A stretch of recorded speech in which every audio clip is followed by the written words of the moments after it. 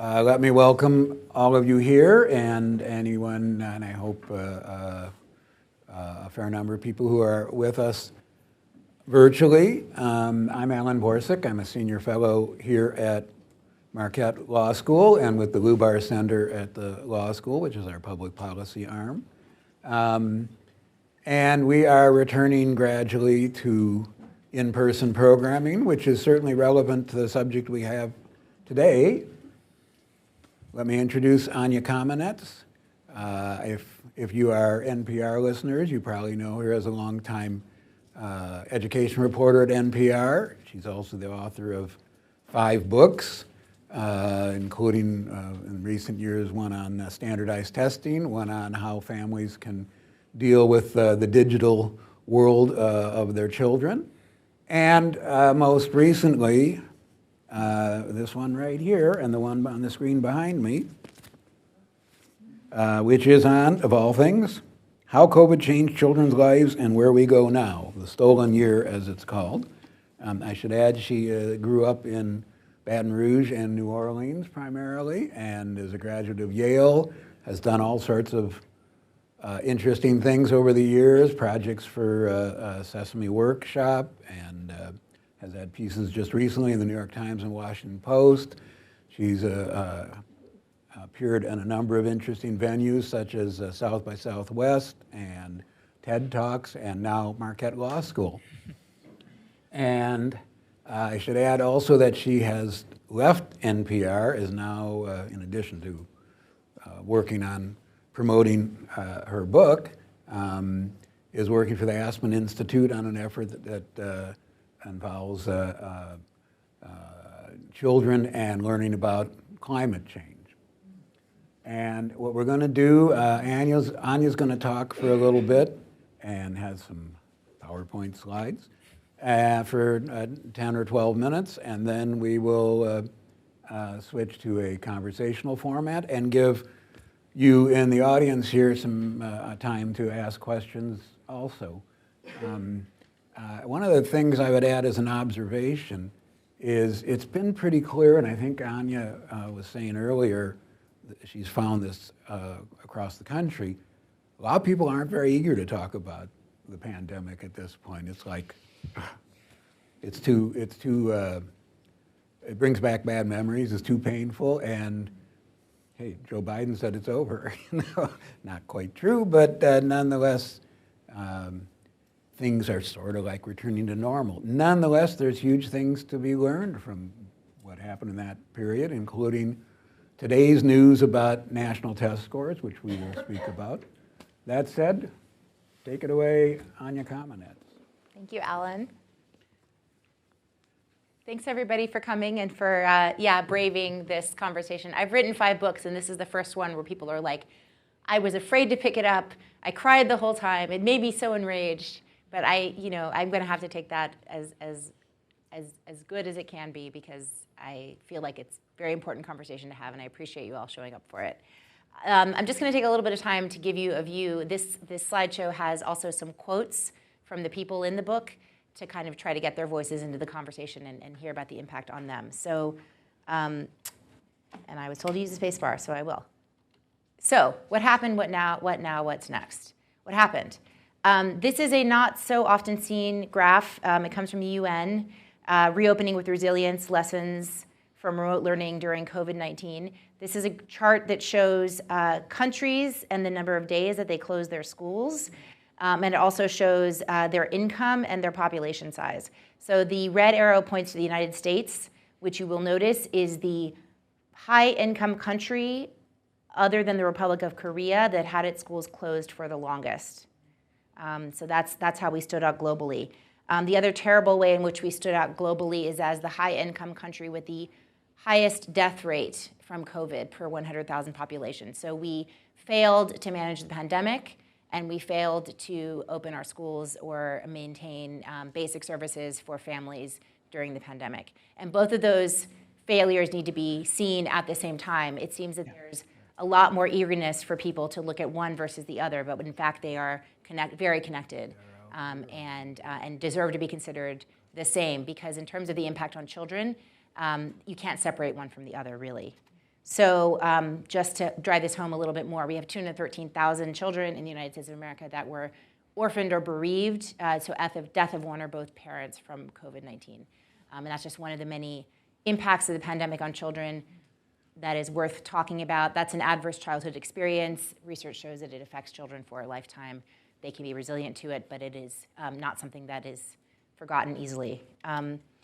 So what did children, teenagers think about the pandemic? There was an incredible toll on their mental health.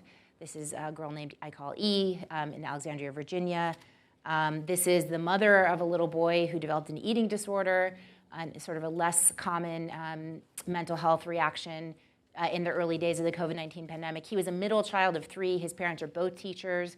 They were overseeing whole classrooms of students that had their own problems virtually. Then they were overseeing the remote schooling of their 3 kids, and it just all got to be too much. That little boy did a lot better after getting teletherapy, but it was a very, very sad moment early in the pandemic. This is Jonah's very considered and informed opinion about what it was like having autism and ADHD and having to go to remote school, not having his occupational therapy, his behavioral therapy, and not being able to spend time with his friends. This is a mother who felt like to be put into a position where she had been very proud as a breadwinner. She had overcome a lot in her life, getting a college degree, a master's degree, and working outside the home. And then all of a sudden, no, you have to go back into the house and oversee everything at home. Felt like she was drowning. This is Giselle in San Antonio, bereaved, lost her poppy, who was so close with the family that they actually shared a room, and impacted by that loss around Father's Day of 2020, did not go back to school for that full year. So school opened in Texas, but like many Black and Hispanic children and Asian American children, did not return to school even when it was open. So when we talk about schools closed, schools open, you have to remember there was differential uptake of the schools even when they were open. She also canceled her own quinceañera because of her fears about the virus after losing her grandfather. Okay, what do we do right now? What happened? What are the impacts that we're seeing right now? We're seeing a major health impact, not just from COVID-19 and the burden of COVID-19, but of all basic health care for children. We've seen a declaration of a national emergency in child and adolescent mental health, exacerbated, certainly started before the pandemic, exacerbated by the pandemic, exacerbated by a lack of practitioners, and especially in children's mental health, a lack of beds for children in psychiatry and adolescents in psychiatry. And also exacerbated by, they say, the ongoing struggle for racial justice, so the inequities of the pandemic, and that's certainly seen in the mental health statistics. We've seen this incredible drop in public school enrollment, really a historical drop, because of course public school enrollment grew throughout the 20th century and throughout the 19th century until we reached this very high level of public school enrollment. And this is comparable to World War II in terms of the percentage drop. That, of course, was a major, I would say World War II and the pandemic were kind of the only 2 events that are of comparable size in terms of how many countries they affected around the world at the same time. So that's kind of interesting to reflect on. This is a headline from Winston-Salem, North Carolina, looking for the children who didn't return to school. Some of the kids who in the public school enrollment, some of those kids went to charter schools, some went to private schools, some went to online virtual schools, some are being homeschooled, but we're worried about the kids who didn't return to class. There are kids all over this country who may have dropped out, maybe unenrolled, or maybe only nominally homeschooled. We don't really know how many of them there are, and I think it's a really serious problem. We also see a huge drop, a 40% drop in the number of young children referred to special education services. All across the board, there are 14% of students who receive special education services. It's not a small minority. And they, by all reports, fared massively worse during the pandemic. They didn't have access to necessary services, and they were oftentimes not able to take advantage of Zoom learning, like Jonah. And they also were not referred to special education services because there was a disenrollment, especially in preschool, and there were fewer kids seeing practitioners and experts in early childhood, 0 to 3, where we know that the early intervention is the most important. Nation's Report Card headline from this morning, massive drop in math scores, slide in reading, all linked to COVID disruption. And I mean, we know that the test scores are such the tip of the iceberg. They are a limited way of measuring a limited subset of the skills that we want kids to learn. But numbers are motivating for people, so they sort of have a double-edged purpose to them. I think if you can't talk about children's well-being until you talk about the families that they're a part of, The pandemic was horrible for the primary caregivers of children, especially for women, especially for Black and Hispanic single mothers who lost a higher proportion of the jobs, who had to downshift in their working lives and downscale their ambitions, who suffered, and women of all races, all backgrounds, suffered high levels of stress, insomnia, anxiety. There was a spike in alcoholic liver disease among women in their 30s and hospitalizations for it. And this was seen as a leading indicator of a spike in sort of compensatory substance use by people being under so much stress. We talk so much about schools, we don't really talk about the childcare sector. Schools received $122 billion of federal money. The childcare sector has not received subsidies commensurate to allow it to compete in this tight labor market. And so when you can make $22 an hour working at Walmart or working at Starbucks, and the daycare workers are making $12, $15 an hour, that's why the childcare workers are missing. The childcares are not able to open back up, and people can't find reliable childcare. Many people live in childcare deserts, and they have to patch things together. They have to rely on providers that may not be as safe as they want, may not be as high quality as they want. And these are the kids whose brains are growing faster than at any other time in their lives. Other end of the problem, the community college enrollment, huge drop in community college enrollment. Okay, where do we go from here? We gave a lot of money to the schools, but we took away money that was on the table that had been given to families and to childcare workers. So how do we talk about this? So in the beginning of the pandemic, children went hungry because school lunch programs shut down. Then money started flowing to families. We had the CARES Act, we had enhanced unemployment benefits, we had child tax credit, and child poverty actually dropped over the course of the pandemic. Then those things were all allowed to expire. The Build Back Better program included this family care as infrastructure package, paid family leave, cash assistance of families, and child care subsidies. None of that made it into the Inflation Reduction Act. Children became dispensable in the final hours of that act. So there is a lack of political will, a lack of political organizing. We can debate the reasons, but we are not in the running in terms of our peer nations as far as what we basically do for families. But it could be changing. It could be changing on the state level. There's various bright spots happening around the country. This was an interesting one. They're having a constitutional referendum next month in New Mexico to put this in the Constitution, which I think is fascinating. Educational solutions, a lot of them boil down to, they say high-dose tutoring, basically extra learning time, summer school, longer days, better instruction, more tailored instruction, more individualized instruction, scientifically grounded reading instruction is something that's been getting a lot of attention. There's been some success. And then, of course, everybody kind of agrees that we need more social and emotional supports for students, not just practitioners, not just more counselors and mental health professionals in the school, but a culture of mental health in the school. So a lot of people have talked about kind of this idea of how can every person, every adult in that school be the caring adult that the child might need or might want to turn to, the trusted adult, and how can even peers be supported, teenagers, to help their peers in need. Some states seem to be getting it right. It's always counterintuitive, but singling out Tennessee here, Tennessee closed their pandemic gap as of spring of 2022 in their test scores at least, and they credit a package which included increasing teacher pay, increasing tutoring offerings, and increasing learning time. So it can be done. Then what about for individuals? And I had such an interesting conversation this afternoon about the sort of difference between, you know, the accountability that we want to hold towards our institutions and the hopefulness and the way that we want to look at individuals, because every individual has infinite potential and no child is doomed, no matter how hard a time they had during the pandemic, how many circumstances they face in their lives. They always have the ability to grow from this and to be resilient. But resilience is not an automatic thing. So I use a gardening metaphor. I hope too many people in here are not plant scientists, but this is the gardening metaphor that I use. When I talk about resilience, I talk about, okay, kids are resilient. They'll bounce back. What does bounce back mean? Well, you step on the grass, this grass bounces right back. It's like it never happened. How does that actually happen? Well, underneath the lawn, there's a network of rhizomes, very strong roots. They mat together. They keep that grass connected to other grass. It gets the water. It gets the nutrients. A blade of grass doesn't exist on its own.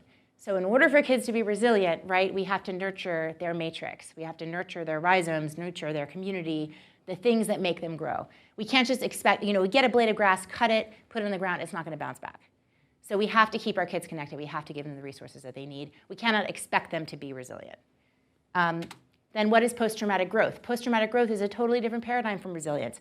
In order to experience post-traumatic growth, you have to experience a trauma. You have to be harmed by that trauma, shaped by that trauma. And what happens then is you go through a process of making meaning out of the trauma. So this is a tree that was affected by the fact that the wind was blowing while it was growing, and it has that shape.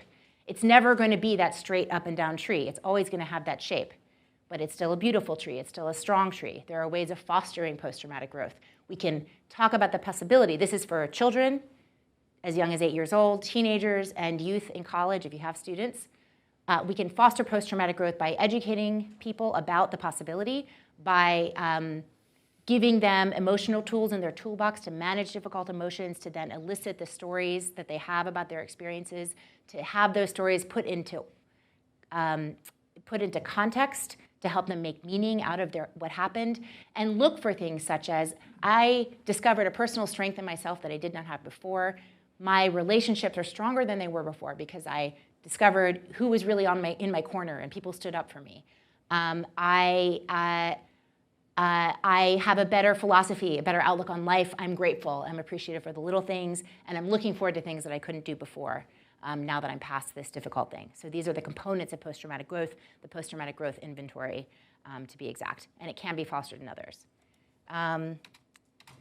So there is my rundown of that. The last stage in fostering post-traumatic growth, according to Rich Tedeschi, who coined the term, is acts of service towards others. How can we each take our pain or take our difficult experience and use it to help other people, maybe people who went through something similar? And how can we become a community that, in fact, does that all for each other? I think an educational community, a school community, is an excellent example of that. Okay. All important and interesting. I am not going to do the tango. My wife, who's in the audience here, would tell you I don't have the foggiest idea how to do the tango. But I want to talk about it because in your book, you use that acronym, and it stands for there are no good options, which is certainly how many people felt, how many policymakers felt through the second half of 2020, even most of the year 2021. Were there good options? Were there no good options? I found that very helpful. It came from Pooja Lakshmi, who's a mental health specialist, kind of a feminist mental health specialist. And, you know, it was a global pandemic, and everybody suffered from that.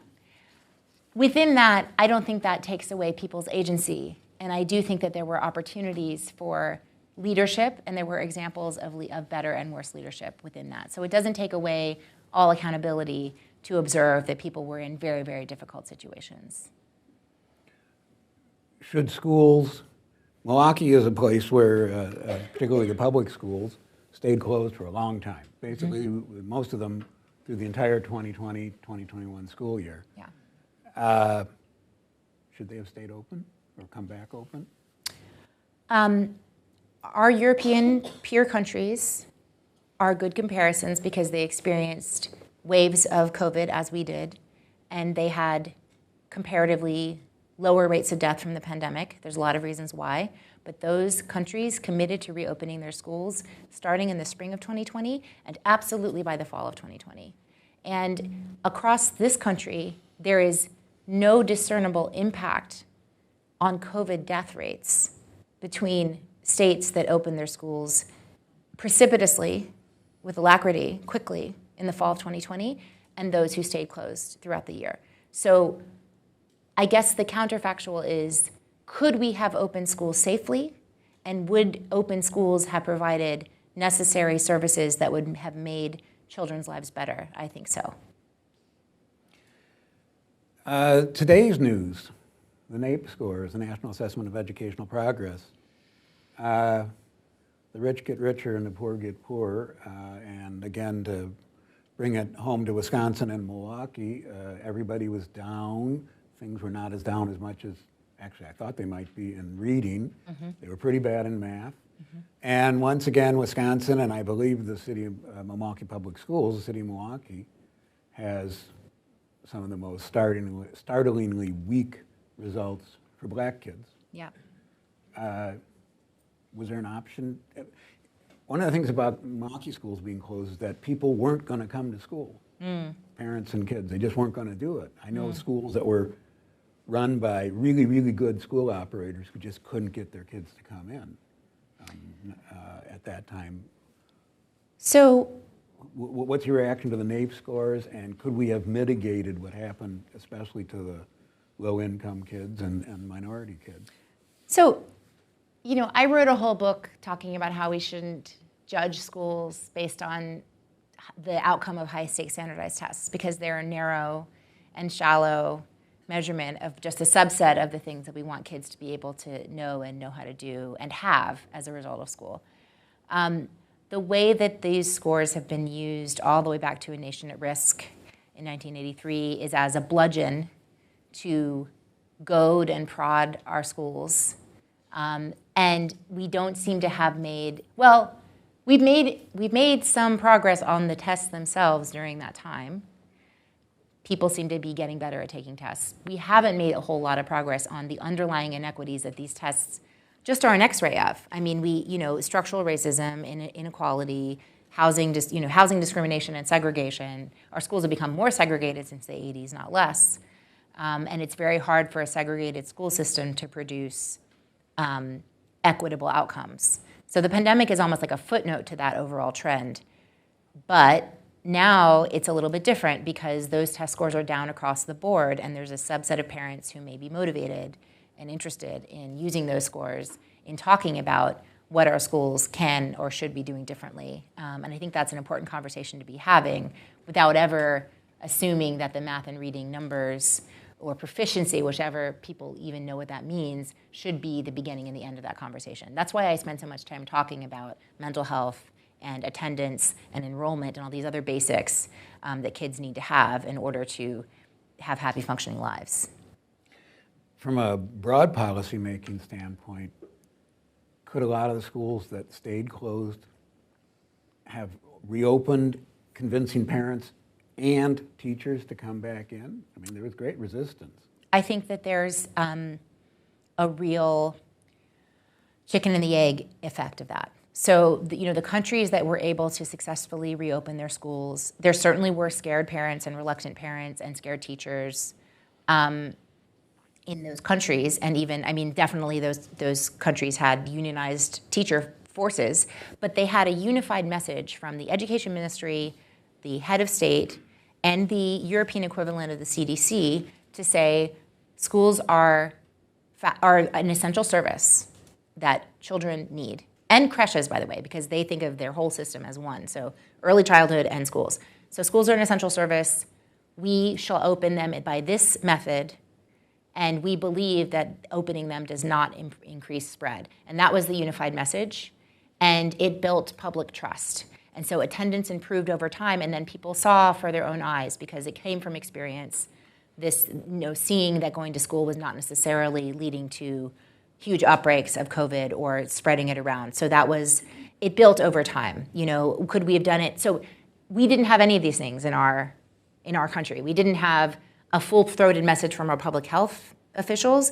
We had one message coming from the head of state, other messages coming from governors, other messages coming from districts. The other thing that our successful peer countries had was they didn't have 13,000 democratically elected school boards governing school districts all over the country that are all subject to votes and debates and meetings in order to make these decisions. So there was a lot standing in our way. The other thing I really want to mention and get in there is to say that the United States is the only country I know of that had closed schools in the same city with open bars. So France and Germany in the fall of 2020, they had opened their schools and everything else. And then a new wave came in, I guess it was Delta, and they closed everything else. And they told everybody, the kids are our priority. That's what we need to do. And so we're going to make a sacrifice. Germany closed their beloved holiday markets that Christmas. You can't go outside. France closed their beloved cafes, even the outdoor cafes.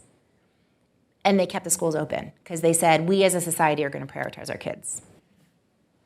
In fact, in the book, you refer to the country as a rich country with millions of poor children doing one of the world's worst jobs of controlling the pandemic. You stick by that? Yeah, absolutely, yeah. I think people want to move on, though. I think schools are trying very hard to get back to normal. And in fact, in your book, the families you focus on, that you reported on largely for NPR throughout the first 2 years, let's say, of the pandemic, they're kind of getting back to normal at the end of the book. They're getting back on their feet on the ground. How are they doing, and how are we doing as a whole when it comes to getting back to normal? So I do plan to continue following up with these families, and I would say that as you know, I came to meet them in person for the first time. It was kind of a uniquely hopeful moment. The vaccines had just emerged, and people kind of felt like we're out of the woods here. It was before Omicron, for example. And so they were telling their stories to me, and their feeling was, and this is part of the resilience or even the post-traumatic growth narrative, where you reflect on what happened, what you got from it, what the positive things were. And many of the families had good things to share. And I think we all deserve the right to tell our stories in that way. I think, objectively speaking, there were very hard moments down the road for each of those families and each of those kids. And the oldest son of the family in Oklahoma, he's still not in college. The boy that I call Jonah had some really horrible moments with his mental health, much worse than anything that's in the book, and now is doing better.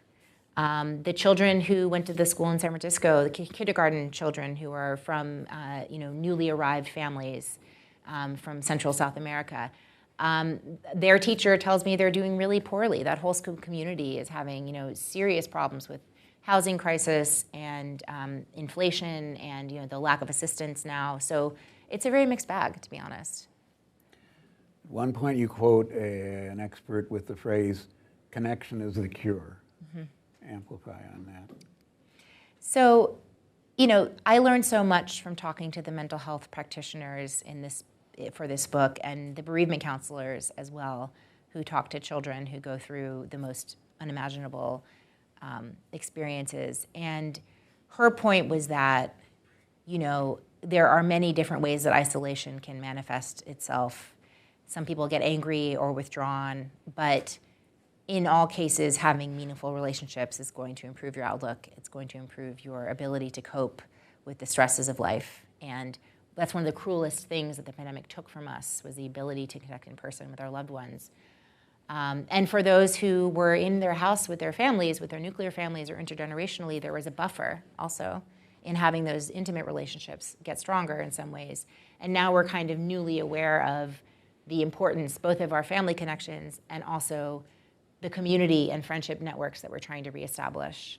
It can be hard to do because things not just wither, but there's mistrust that comes, and there's division, and people don't feel like they don't know their neighbors anymore. And so trying to rebuild that really takes a lot of energy and effort, but I really think it's worth it. Which leads into where we stand nationally on providing the kind of social, emotional, and mental health services.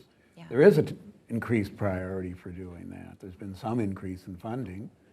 Wisconsin, we've had, even before the pandemic, we had some increases in state funding. I don't want to overstate them, but awareness that this is a big issue. I mean, I don't think I could call up a school leader anywhere within 100 miles of here who wouldn't say, oh man, the needs of kids intangibly. Are we doing better on that score? Well, I mean, to the extent that awareness is the first step, to the extent that we do see schools using the COVID money to try to invest in this, although they don't always have the people available to hire. It's interesting to reflect. So I show a little bit in the book about how child and adolescent psychiatry and psychology evolved on a slightly different track from mainstream adult psychology. And a lot of it was actually grounded in different community institutions. So for example, the juvenile courts, surprisingly, which was an alternative court system. And that kind of gave rise to a system or a model of support for children with mental health issues that was based on kind of community provision, so institutional provision and helping families as a whole as well as individual kids. And there's something kind of in that model I think that's interesting and intriguing. I mean, not that you want kids to have to be court involved in order to get services, but to think that it's not just about kind of an individual going to an office and talking to someone, but it's about what happens on a school level and a community organization level to groups of kids as well as individuals. In the final section of the book, you also say, though, that it feels like the curtain has parted on an era of instability. What is? I do feel that way. I mean, I feel like the pandemic felt like a prologue to me and to a lot of people, and followed by, you know, the increasing impacts of climate change that we can all experience in our daily lives, as well as the war in Europe, which is unprecedented. I think the revival of the nuclear threat, which I don't think anyone had on their scorecard for 2022. You know, this is, you know, I'm on the younger side. When I was, you know, going into college, they called it the end of history. And it seems like history's really started back up again. Whatever we learned during the pandemic, I fear that we're going to be applying those lessons really soon. Maybe it's a digression, but you spent a month in Ukraine not too long ago for NPR. Mm-hmm. What was that like? Well, one fascinating thing is that, you know, that is a massive refugee and displaced persons crisis, mostly women and children. But because of their experiences with COVID-19, they started up a remote learning program instantly, and they kept those kids connected to school, oftentimes on their mobile phones, even as the classrooms, the children scattered around the world. So that's never happened before. It's never been possible before. The infrastructure's never been there before. And so it changes our sense of what's possible and our expectations, I think. And I think in a good way, as far as what kids deserve when their lives are upended. Speaking of remote learning and use of devices for doing that, mm-hmm. What was learned about remote learning during this period? I mean, you've written about that prior to the pandemic. This was like the unexpected and unplanned but great testing period for digital learning and Zooming and everything. Well, it's very tricky to overgeneralize because it was an emergency pivot and it was under so much stress and pressure. It wasn't best practice by any means. But the thing that happened because of that pivot, two things. First of all, the learning curve that people surmounted, teachers, schools, students, and families. Their expectations for how connected they should be between the teachers, the schools, and the students has soared. And then just the provision of items to schools. I mean, 9 out of 10 schools right now say that they're giving students their own devices. And they're giving out hotspots too. The schools are now seeing it as their responsibility, K-12 schools, that children have these devices and that they stay connected. And so we're already seeing it happen. I mean, the next time there's a storm or a flood or some other kind of disruption, the schools and the children expect to stay connected. So I think that's going to, kind of like what happened. I mean, what happened in the first .com bubble was a lot of cable was laid, like literally the infrastructure was laid for broadband internet. That was a lot of speculative capital that went into that, and then the bubble burst, and you know that infrastructure ended up being put to a purpose that was not imagined in the first generation of the internet. And I feel like something similar might happen here. Are there going to be more kids learning remotely? I mean, whether in virtual schools or homeschooling? I think it's going to be present as a possibility and as an alternative and as a supplement. I think that it's not a great alternative in a lot of ways for a lot of reasons. And we're already seeing one thing that's happened is that, I mean, there's some terrible things that are happening. So not to editorialize, but like districts that can't get tutors are trying to do AI tutoring and online tutoring, and the kids are just like, no, we hate this. We don't want to do this. It's not working. And I just read that a school district had a teacher shortage, and they're going to have remote teachers Zooming into the classroom. We got that going on in Milwaukee. That's here. That was here. Okay, yeah, that's not good. That's not really, I mean, close the school at that point. Like if you don't have a teacher for your kids, like come up with something else, because having your teacher on a Zoom just it doesn't cut it to me. The teaching profession was under, shall we say, high stress before the pandemic. Yeah. It hasn't gotten better. No, it's gotten worse. What do you see going on as far as teacher pipeline, teacher attraction and retention, that kind of thing? Well, it's really a terrible confluence of stresses because, there hasn't been any opportunity to recover from the pandemic. There's barely been any normalcy.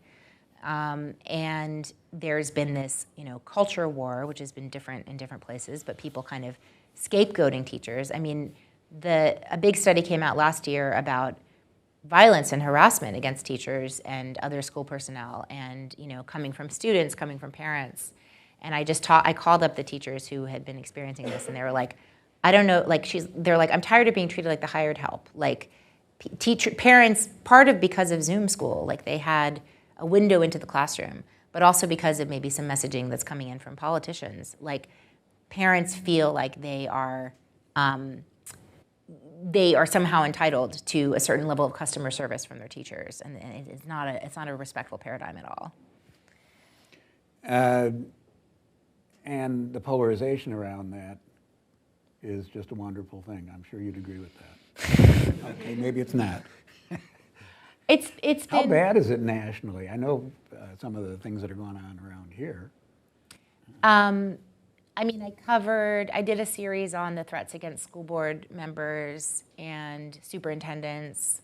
And, this is being weaponized as a venue for political, it was called terrorism, domestic terrorism. They had to walk that back. But the harassment, the threats that people are getting, the hateful language, and it's personal. They're coming to people's houses. They're driving around and confronting people in their neighborhoods, following people to their cars, filming them. And these are public servants. A school board position is a stipend or low-paid or unpaid position that you just take because you want to serve your community. And the vitriol that people are being subjected to is, they say unprecedented. In their long careers, unprecedented. And, this is organized. It's organized by various groups that see it as a venue for public conversation. Because, in fact, because the way our school system is so small d democratic, school board meetings were open to the public by default, publicized, live streamed, and so activists, right-wing activists, saw it as a venue where they could get their voices heard. And that's what they proceeded to do. If a college student or somebody comparable said to you, thinking about going into teaching, what's your advice? I would say absolutely. It's so needed, and it's incredibly rewarding. I don't know anyone who hasn't taught who doesn't miss it. I'm going to ask just one or two more questions, and then we're going to take questions from you. Another quote from the book that I'd be eager to get you to flesh out a bit was that some, likely most kids, will put the COVID period behind them, but they all had something taken from them. Yeah, I want to be able to hold both of those truths in our minds at the same time, because the question of whether an individual child, and I talked about this in my presentation, I believe wholeheartedly that my own two girls and all of the kids that all of you know have infinite potential and have the ability to achieve their dreams, regardless of what they went through in the last 2 years or ever. And I think we need to think really carefully as a society what we owe all of those kids and what they deserve and what they ought to be provided with so that they can reach that potential. And you are off on a new adventure now. You left NPR recently. Mm-hmm. You are working with the Aspen Institute on climate information for kids. What's that about? Yeah, so when I worked with NPR, I did a podcast with Sesame Workshop where we focused on tough conversations with kids and the things that you don't know how to talk to your kids about. And I'm personally very concerned about the climate crisis. And it strikes me as one of the big things that we don't talk to our kids about. And in fact, polling suggests this is true. 4 out of 5 parents say definitely, yes, kids need to know about this, but only half of parents have actually talked to their kids about it. And there's a lot of reasons why, and we're focusing on, what we're focusing on as a remedy is media. So because that's an area I'm comfortable and familiar with, how can we get storytellers and creative content makers to look at putting these, infusing in not just the basic facts and the causes and the impacts, but also solutions, so that our kids have a basis of these conversations, and grown-ups can have these conversations with kids. I mean, because our teenagers, our youth are distraught and angry and frustrated, and eco-anxiety is really off the charts. 45% in a large national study in 2022 said that their worries about the climate crisis interfere with their daily functioning. Okay, so it's a very big mental health issue. And I think that we can help. I want to be able to try to help. I'm eager to take questions from people. Me too. Yes, sir. Every generation has things that affect kids, right? When I was going to school, there was the day after, and we learned with nuclear holocaust looming. What I'm interested in is, do you think it's too quick to have an epidemiological or cause effect between what just happened with kids going on right now? Number one, and number two, do we ask too much of our schools? I mean, are we asking our schools really to be surrogate families? And is it, I mean, I agree it's important to have schools be funded and do our best, but I feel like the family plays a role in this too. And my daughter is a first grade teacher at a religious school here in town, and you know, she prides herself on talking to moms and dads about their role and their kids' upbringing. I'm curious as to where you see that in your. Well, let me try to summarize the question, because we don't have microphones out in the audience here. Part one was, is it too early to have an epidemiological look at what's been changed here? And then the bigger question is, do we ask too much of schools? Yeah, so on the second point, I completely agree with you, and that's why I talk in my presentation and in the book about the care agenda and care infrastructure. Schools are doing too many jobs. Their jobs are impossibly hard because we have this very high level of child poverty, we have this absence of income support for parents, and we don't have childcare subsidies, so kids don't get that start that they need. And we don't have paid parental leave, so people can't take that time to bond with their babies. So there's a lot of different kinds of supports that need to happen to make the families stronger and to enable people to be capable of caring for their own kids. On the first point, yeah, I mean, the research is going to get better over time, and we're going to get better at kind of constructing and looking at, you know, and scientists, I hope, are going to be looking at these questions forever. Right now, we have to deal with the kids in front of us, and if the kids can't read, we need to teach them to read. And that's why you give these tests, and that's why you talk about the test scores.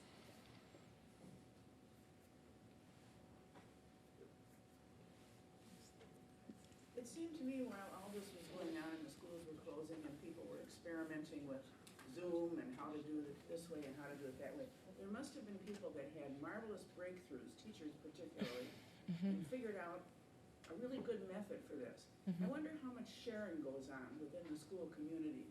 I know there's always been tension between the charter schools and the school buildings that are for sale with the MPS, and there doesn't seem to be a lot of agreement on that level. But I wonder if we couldn't do better with sharing our good stories among the communities.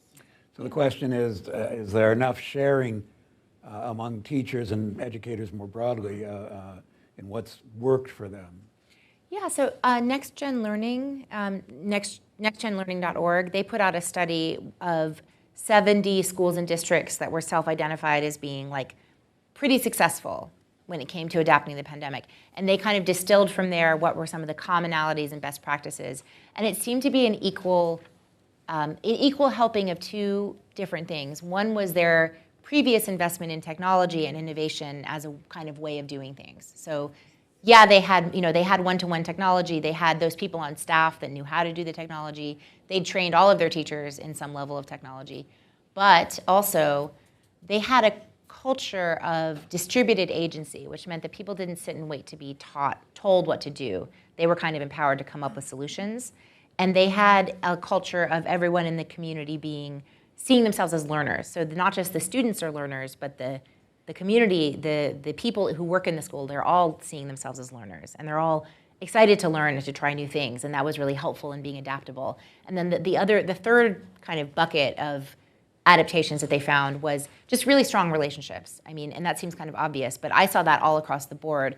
The kids that were able to stay connected to school and stay focused on school had pre-existing strong relationships with student advisors, with mentors, with individual teachers who kept in touch and who really seemed to care about how they were doing. And that's what really, but that sounds all really nice, but actually a school can do something to encourage that or discourage that, right? They can have small group advisories. They can actually recognize and reward staff members or faculty members for forging those relationships. You can have a school where you get in trouble if you don't have your paperwork straight, but nobody cares if you take your extra time to sit and bond with a student who's in trouble. Or you can have a school where it's the opposite, and you're recognized and rewarded for the time that you put in advising the school newspaper or something like that. So these are cultural things, but they can also be kind of codified and spread. I was wondering, in 2 weeks, we have an election. I'm not going to go to politics. Yeah. Oh, no. National referenda for schools. I know in this state, there's hundreds of millions of dollars that are on the ballot in different municipalities. And I suspect nationally, the numbers are cosmic. Is there any sense that there's a focus on those requests to address the issues you've covered? That's a really good question. So in terms of money that's on the ballot for schools and school systems, Right. and this is chasing on the money that's already been appropriated by the federal government, which goes out to 2024, and in some cases, they're getting a little extra time to spend The it. context here is that Wisconsin, as a state, has kept a pretty tight lid on revenue for schools, and local communities can then, through referendum, go over that limit, and it's happening a lot. Yeah, I mean, so the question is there going to be a sense of urgency to kind of spend that money? Yeah, to focus spending, because, any meeting you go to these days, it's give me more money.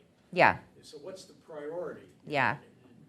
The national character of our education system is so fragmented in priority setting, yeah. that probably the answer is no, there is no priority.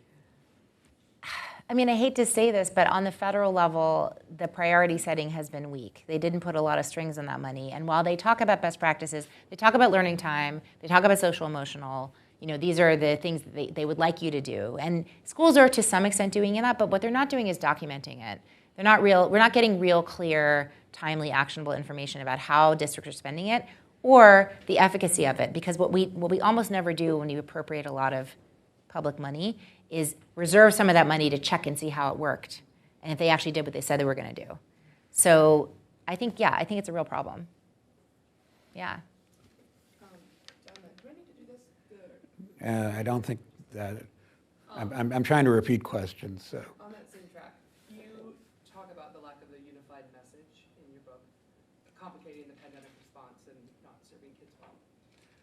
As we enter this kind of pandemic recovery period, it still seems like there is a lack of unified messaging around the importance of recovery, what recovery should exactly look like, priorities, different measures we could be tracking, as you know, in education, what gets tracked is what is declared as important and tested or measured. There's other ways we could certainly be looking at other items beyond test scores. Yeah.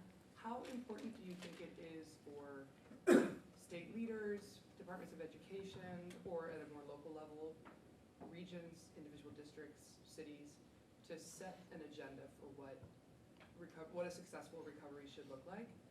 So first do you think it's necessary to do that to guide the recovery? And do you think it's possible that anyone would be able to do that? The question is setting agendas for getting back to normal for schools.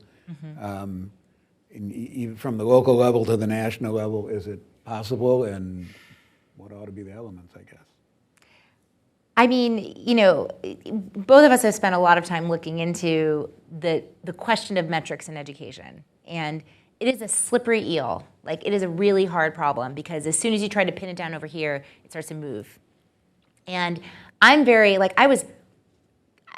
not everybody cares what the Foundation does anymore, but like I was astonished to see that they are pulling back from everything except for math, right? Math learning right now. And it really seems to me like an admission that they don't know how to measure anything else.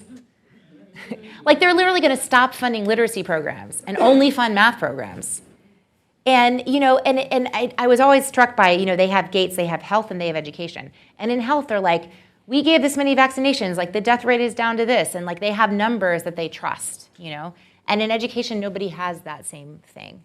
Because education is this holistic, co-created, experiential, lifelong process that happens organically among all the individuals in a community. I mean, the other children in the classroom are important. So is like the temperature and the oxygen level and what the kid had for breakfast. So it's really hard, but that doesn't mean you don't do it, right? It means that you have to be really imaginative and holistic and look in a lot of different directions to understand what it means for a kid to be successful.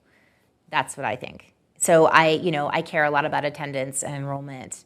I care about, I think that the social emotional stuff, the surveys, can you talk to pediatricians in a community and find out how they think the kids are doing? Can we talk to the karate teachers, like everybody who sees the kids, and think about how they're doing? Like what kind of data could we do if we actually cared about this? That Gates situation, sort of to digress, Yeah. it's so interesting. I mean, Milwaukee was one of the big spots for small high school creation back 2004 to 2008 or so. Yeah. Some of which worked, but most of which didn't. I mean, that was a classic statistical error. Just like like the small high school thing was like, oh, a lot of small high schools do really well. And it's like, yes, also a lot of small high schools do really poorly because small high schools are statistical outliers because that's how statistics work. So then the Gates people said, oh, well, that didn't work. We're going to put it all into teacher metrics, how to measure teachers against like student test We're going to put scores. cameras in the classroom. Yeah. And we're going to pay the teachers based on the test scores. And there's, frankly, it sounds good maybe in concept and hasn't worked anywhere. So now they're into math, and you say, oh man, billions of dollars. Yeah. Wow. Other questions? A little louder, please. Attendance. I've been thinking about attendance, and you mentioned that. I am working in Milwaukee Public Schools as a volunteer in a program through COVID relief funds to help teach reading. And there's big attendance issues. I used to be a principal in Milwaukee County and also in Waukesha County. And we had attendance issues. And when we couldn't figure out ways to help the family solve the problem, we would take it to the legal authorities. And Milwaukee County, nothing happened. Waukesha County, something happened. So that there are other sources outside of the schools that help get kids to go to school. So your thoughts or research on that? The question is largely, what's the impact of attendance? And the woman who was asking said she's working in a program in the Milwaukee Public School with federal recovery money, but attendance is a big issue. And some places, like Waukesha County, has had much better success on attendance than places in Milwaukee. How big a deal is attendance? And what can be done about it? So, I mean, I agree with you. Attendance is a really big deal. The program you're working in, is it compulsory or is it discretionary? Well, it's a nonprofit organization. Does that answer? I mean, the kids have a choice whether or not to go to tutoring. The parents have a choice whether they send them, but once they sign up, they're expected to go. I see. But it's an issue of the kids are not in school. Right. Oh, sure, absolutely. I mean, it's really tricky because I've seen good results when you make adults responsible for the success of kids, whether that's through mentoring programs or door knocking and going out and having academic success coaches. It can be inside the district. It can be nonprofits that work with the district. I do get a little bit concerned if we're talking about using the courts because we know that these kinds of truancy procedures can be used to separate families, right? They can be part of foster care cases or even criminal prosecutions against families. And I don't see how that goes to the ultimate well-being of the kid when you do it that way. If there's a non-punitive way to do it, but really feel like there's an investment, then yes. And just on the the model that you're talking about, there is a program called Springboard Collaborative, where the goal from the beginning is, it's a reading program, and the goal from the beginning is you get an adult from the family and the kid, and they attend together. So there's one session a week that's just the kid, and one that's the kid to the grown-up. And the grown-up is being taught the coaching procedure, and there's very, very good attendance with that. They really do kind of transform it and see the adult as the resource. Now, maybe that's part about scale, and it's about opting in versus, your kid's score is so bad and they need this. So like, how do you communicate that? But seeing the family as a resource rather than an obstacle, from what I've seen, there's very good results with that program. Let's say one more question. Anybody has one? Yes, ma'am. Thank you. I was just curious, what was China's policy on schools? China had school closures. They had, transient rolling lockdowns, and they had school closures along with that. There was a lot of concern about mental health among children in China because the lockdowns there were very, very strict. But was there an outcome as far as their educational advancement or? Learning loss is pretty much universal all over the world because schools closed in 190 countries at the beginning of the pandemic. 9 out of 10 children worldwide were out of school. And school closures cause learning loss even when they go on for like 6 weeks. So there's measurable learning loss everywhere except for Sweden, which never closed their primary schools. They don't have much learning loss to speak of. China's an interesting case. Obviously, it's very populous, and there's different lockdowns in different places, right, at different times. But they did have, they returned kids to school kind of quickly after the lockdowns, and it wasn't like this long, continuous closure like we had. 2 questions I'll wrap up with here. Okay. One is another quote from the book from Rebecca Winthrop of the Brookings Institution. She said, in a crisis period like COVID, 2 of the things that are most needed is for kids to have a normal sense of routine, and for parents to be, and caregivers to have support. And as you write, during COVID, the United States didn't do either. Mm-hmm. Have we learned anything from that? I hope so. I think that, I'm happy to be in this conversation, and I've been happy with the reception of the book, and it seems like people are willing to talk about it. The politics didn't change. So, the care infrastructure package got cut from Build Back Better. And that's kind of surprising because, Joe Manchin gets money from the coal industry. He doesn't get money from whoever it is that doesn't want kids to go to daycare. So that's where we're at as a country right now, and I hope that it changes soon.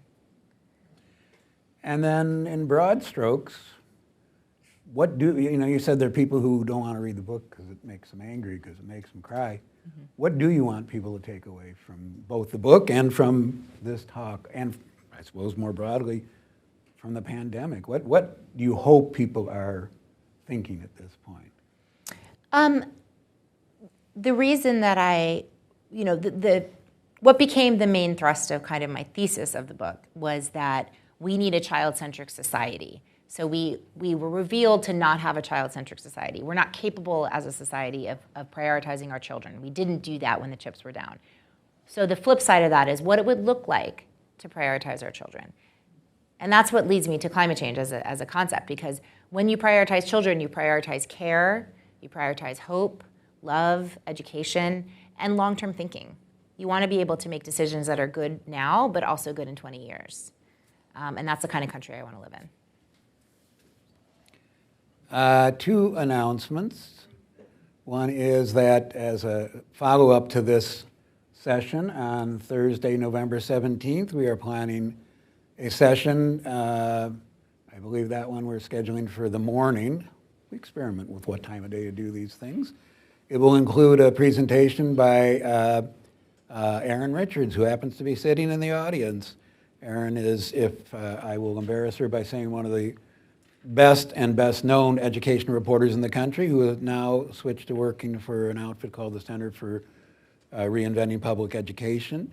And they just put out a report recently on the state of American students. She's going to present some of the results of that. And then we'll have a panel discussion of people who have quite diverse political standpoints from around here on what they want to see next. This will be post-election. would say, especially post the election for governor, and the roads going forward from that are going to be interesting, whichever road it is. We are also inviting, frankly, I think it's unlikely to happen, whoever wins that election to join us, but stay tuned. So keep that in mind, Thursday, November 17th, right back here at Marquette Law School. The second announcement is that our friends at Boswell Books are right outside the door here. Guess what? They have copies of this book. You can buy them. Not only can you buy them, but one of the two of us will autograph them, and it isn't me. Anya is very glad to keep talking with people and sign books just outside the door here.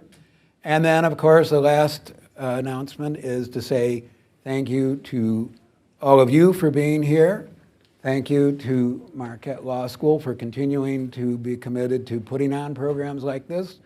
And especially thank you to Anya Kamenetz for coming to beautiful Milwaukee, where it's 70 degrees every day in the fall and winter. And for joining us in this thought-provoking and important discussion. So thank you all.